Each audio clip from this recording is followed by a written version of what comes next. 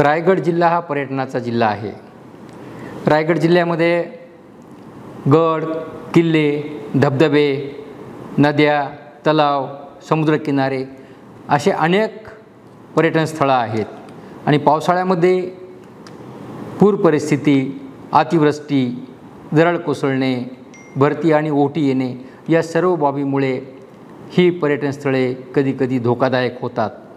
अशा धोकादायक परिस्थितीमध्ये पर्यटन स्थळावर जाणं निश्चितपणानं हानिकारक होऊ शकते।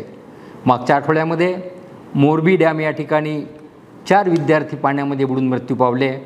मुनवली या गावामध्ये सुद्धा तलावात 2 विद्यार्थी बुडून मृत्यू पावले। तसेच अलिबाग या ठिकाणी सुद्धा बीचवरती एक व्यक्ती पाण्यामध्ये बुडून मृत्यू पावला। अतिउत्साह आणि निष्काळजीपणा या गोष्टीमुळे अशा घटना घडतात आणि आपल्या कुटुंबाचं अतोनात नुकसान होतं आणि आपला जीव कायमचा गमावला जातो।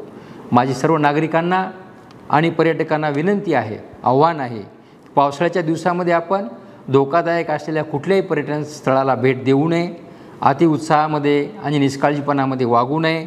आपण गेलात तर सावधानता बाळगावी आणि निष्काळजीपणा करू नये। उत्साहाच्या भरात कुठलीही गोष्ट अंगलट येईल अशी करू नये। शासन आणि स्थानिक स्वराज्य संस्था आणि स्थानिक लोक यांच्या वतीने ज्या काही त्या ठिकाणी सूचना देण्यात आलेल्या आहेत, उपाययोजना करण्यात आलेल्या आहेत, तर त्याचा सर्वांनी विचार करावा।